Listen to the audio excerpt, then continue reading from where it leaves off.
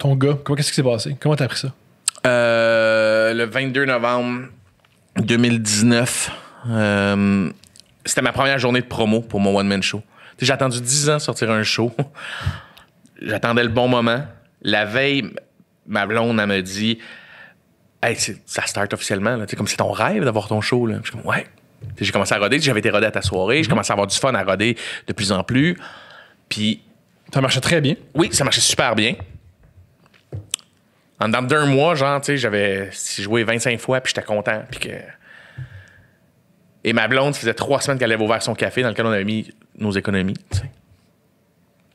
Puis le 21 novembre au soir, on est couché dans notre lit, puis on se dit, hey, c'est notre année, man. C'est notre année, mon show, ton café, ton rêve, mon rêve. Asti, pow! Puis le 22, je suis en entrevue avec le Journal de Montréal. 22, je suis en entrevue au Journal de Montréal, au marché Atwater, puis j'apprends que mon fils vient d'être malade à l'école. C'est une semaine qu'il avait mal à la tête. Je m'en vais là-bas, il passe des tests, puis diagnostic tombe. Tumeur au cerveau, il reste 10 jours à vivre. Pardon, ils t'ont dit qu'il restait 10 jours à vivre? Ouais, 10-12 jours. Que... Parce que la tumeur, ça faisait au moins 1 an qu'elle était là. Puis elle était grosse comme un avocat. Puis elle était collée... On oublie que sur nos têtes, c'est petit, un avocat, mais sur un enfant de entre 12 et 13 ans, ils ont des petites têtes, c'est gigantesque. C'est que tu as un espace, tu as une cavité dans ton cerveau, là où la moelle se rattache, mettons. Hein. Puis ton cerveau, il est comme ça. Tu as un truc vide ici, où il y a le tronc cérébral qui fait que tu existes. C'est le nœud du computer. Là. Et là, tu as un espace vide. C'est là que la moelle épinière, comme, ça flotte, c'est du liquide. Et puis, le truc qui avait grossi à l'intérieur de ça, fait que t'es rendu super gros. Fait que mon fils avait des grosses migraines, puis on se demandait pourquoi. Puis il disait qu'il y avait comme des chocs électriques dans sa tête. Puis je suis comme, mais c'est peut-être juste un nerf. Dans ton cou, des fois, ça fait, Puis, je pensais que c'était ça. Puis le doc s'est pointé dans la pièce avec vraiment le pire scénario qu'un parent peut imaginer. Là. Excuse-moi, mon petit bonhomme, je vais parler à tes parents à l'autre côté. Puis, OK, bizarre. Pourquoi il veut nous parler? On échangeait de pièces, puis il nous a dit écoute, j'ai pas des bonnes nouvelles. Là. What the fuck? On est venu ici pour une commotion cérébrale, des maux de tête. Là. Il dit non. Votre fils a une grosse masse au cerveau, puis si on l'opère pas là, 10 jours, peut-être 12 si on est chanceux. Puis là, tout s'écroule, tu comprends plus rien. C'est pire qu'une attaque de panique, c'est pire que c'est un choc nerveux que t'as. Tu comprends plus rien, t'entends plus rien. C'est comme si le monde parlait dans une autre langue. Attends, mon gars, le petit gars qui est là, puis ils font oui. Qui semble en santé. Oui, il semble top shape. Là. Il a arrêté de vomir, là, il est correct. Là. Il voulait aller à l'aréna voir son équipe de hockey jouer au hockey. Je comprends plus. Là. Puis là, ils ont dit restez ici 20 minutes. Il y a un expert.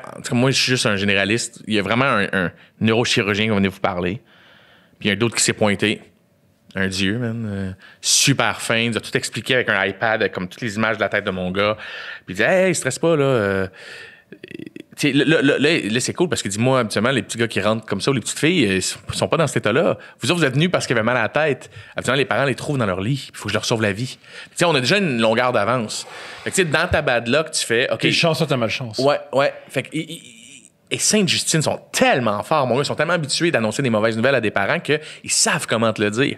Ils savent, tu sais, t'as tout de suite une travailleuse sociale qui vient te voir, qui dit écoute, on va aller parler. Puis tu dis non, je suis correct. Fait, non.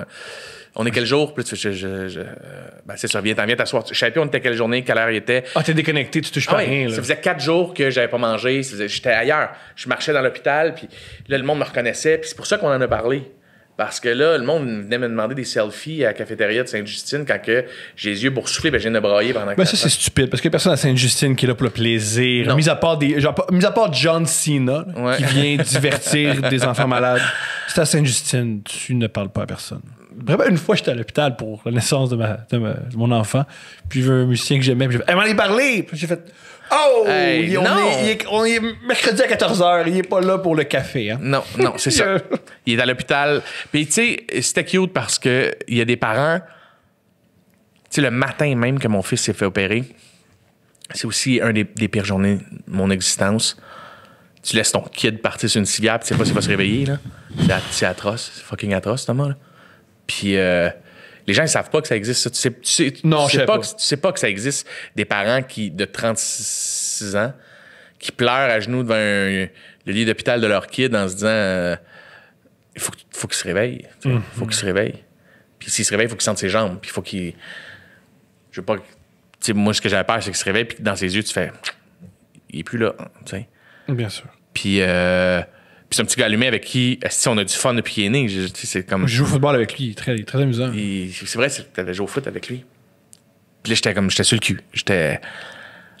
Puis on est descendu, puis c'est très drôle. Un très bon gag que justement j'ai mis dans mon show. J'ai fait un number où je roast le neurochirurgien qui a sauvé la vie de mon fils.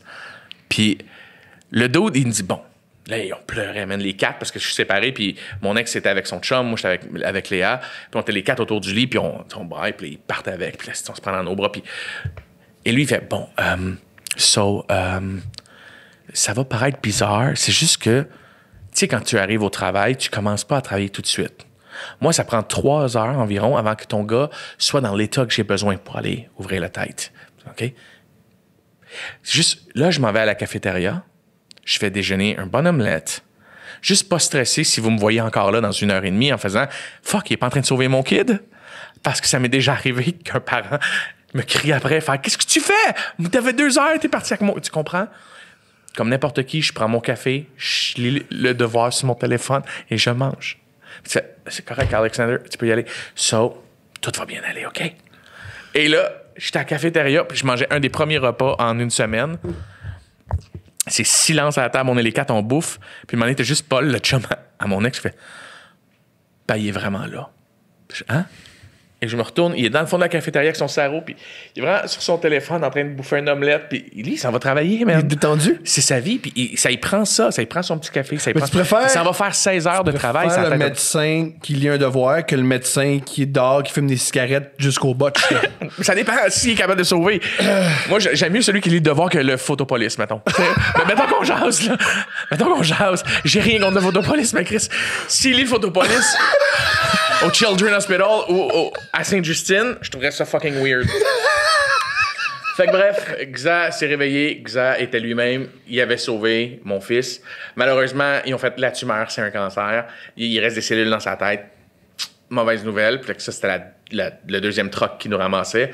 Xa, un cancer du cerveau, ça prend 8 ans à guérir. Oh, sacrifice. Ça prend 2 ans avant de pouvoir dire qu'il est en rémission. Fait que là, il n'y a plus aucune trace pour l'instant. Là, ils ont peut-être trouvé des trucs dans sa colonne. Je vais le savoir d'ici le temps que ça sorte. Je vais l'avoir su. C'est fin septembre, début octobre. On va avoir d'autres résultats qui nous font peur. Mais peu importe, même si ça s'est allé dans sa colonne, il va y avoir d'autres traitements, puis c'est tout. Puis ça va être un combat pour 8 ans. Et pendant ce temps-là, tout dépendant des traitements qu'il faut faire ou pas faire, Xa peut continuer sa vie. Fait que, il joue au hockey s'il se sent bien, il va à l'école s'il se sent bien. Fait que moi, pour 8 ans... Il est à la maison? Non, il est à l'école. Oui, il est à la maison, je veux dire. Oui, il est pas à l'hôpital. C'est ça. Fait que, comme là, on a fait un marathon au CHUM de radiothérapie. Là, il a perdu ses cheveux derrière, mais vu qu'il avait les cheveux longs, ceux sur le dessus cachaient comme tout le spot qu'il avait perdu. Ça, c'est dégueulasse aussi, tu sais, de voir ton enfant blême, perdre tout le poids, perdre ses cheveux, puis tu fais, attends une minute, man, c'est un petit gars en santé qui mange tout le temps bien. Pourquoi le mien? C'est une chance sur 3 millions qu'il y avait. Puis il a tiré le fucking mauvais numéro. T'as bien beau de t'en vouloir ou faire quoi que ce soit, c'est ça. C'est froid ce que je vais te dire, mais est-ce que tu es capable d'être heureux malgré ça, ou à chaque fois que tu vis un élan de bonheur ou de satisfaction, tu te dis je peux pas être heureux parce que mon gars est malade? C'est une excellente question, c'est pas froid. Je te dirais que le micro, on dirait, tu seras pas long, j'ai de la misère avec mon micro.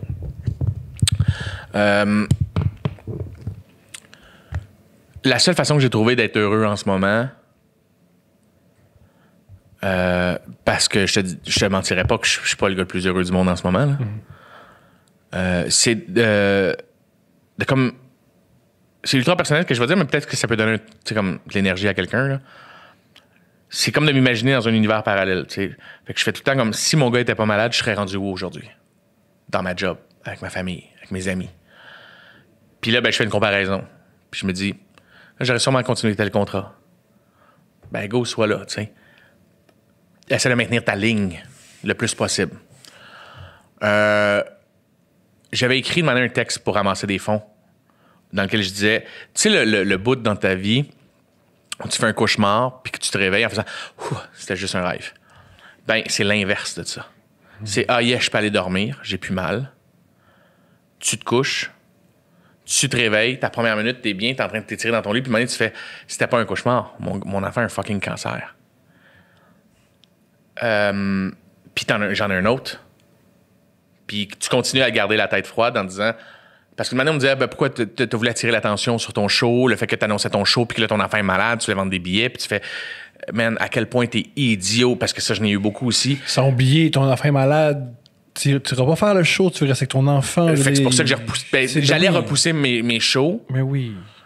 Ça marche pas, là. C'est pas logique. Tu penses-tu que, comme moi, au début, c'était, mais les gens sont bien idiots. Comment tu penses que j'ai pu planifier un cancer du cerveau? Parce que je sais pas si tu as remarqué, mais mes posters sont partout au Québec à partir d'aujourd'hui. Tu sais, la journée où je l'apprends. Tu penses-tu vraiment que Sainte-Justine a rembarqué là-dedans? Tu penses-tu vraiment... Tu sais, à quel point le monde sont caves, man? Puis, j'avais annulé mon show. La première semaine, mon gérant m'a dit, come down, tu sais, respire un peu. Puis c'est mon père qui est froid et qui a dit la meilleure chose au monde, c'est OK, cool, fait que toi, je t'entends dire à ton gars, parce qu'on était à l'hôpital, puis il me dit, je t'entends dire à ton gars, lâche pas, on garde la tête haute, la vie continue. Mais il voit son père vouloir vendre sa maison, déménager en ville, tout abandonner, puis plus travailler. Puis il dit, c'est parfait, tu te fais tout l'espace que tu as besoin de faire une belle dépression. Ça, c'est beau, Joe, tu sais. Fait que là, j'ai fait comme crise de bon cœur parce que là, on voulait vendre le café, le Viridi à ma blonde. On voulait tout, tu sais, comme tout lâcher pour être juste à l'hôpital. Mais tu peux pas, j'ai un autre enfant. Ce serait, la vie continue, man. Aussi chien et drastique que ça. La vie continue. Oui, c'est ce qui est bouleversant avec l'existence. Peu importe comment on se sent, peu importe ce qui se passe, ça continue. La ligne continue. Malheureusement, moi, j'ai choisi de faire rire du monde dans la vie, puis que là, je me retrouve dans la situation la plus triste de ma vie, à essayer d'écrire des jokes. Mais en même temps, c'est ultra exutoire. T'sais, je trouve une façon de le faire. Est-ce que... Je pense que j'ai perdu ma naïveté. Je pense que c'est ça qui est arrivé. Qu'il n'y a plus rien qui m'étonne. Fait que moi, ça me dit, t'es un peu négatif. Ça, non, je suis fucking réaliste. Là. Parce que moi, le 22 novembre, je m'en allais chercher mon gars à l'hôpital. Il venait de vomir à l'école. Puis je m'attendais à me faire dire qu'il y avait une commotion cérébrale. Puis tu me fucking dis qu'il y avait un cancer du cerveau. Donc, c'est tellement blindside, mon gars. Tu l'as tellement pas vu venir qu'à ça, plus rien m'étonne. Puis ça me fait rire quand j'entends tout le monde dire « Hey, la COVID, esti! Oh, le 2020 a été tellement difficile! Hey, tabarnak! T'as pas d'enfant, t'es chez vous, t'as la PCU, mon gars, man! » T'es en Amérique du Nord. Vous êtes au Canada. En Amérique du Nord, t'as tout ce que tu veux! T'es pas au Venezuela, là, avec des hôpitaux qui vont pas super bien, là. Crèche, je suis tanné d'entendre le monde se plaindre. Tu sais, hey, on lâche pas, gang, esti COVID. Puis, hey, tough l'année. Hey, c'est l'Australie qui a brûlé, c'est pas chez vous, man. Arrête. Kobe, c'était pas ton mononcle, man. OK? Fait que quand je vois les listes de trucs qui sont arrivés en 2020, je fais « Ah, c'est-tu qu'on l'a tough cette année? Toi, qu'est-ce que t'as vécu? Fuck all! Ta gueule! » Nous, le lundi, man, mon gars rentrait à l'école. Le lundi, il se fait... Tu sais, les médecins, lundi prochain, c'est beau, mon gars.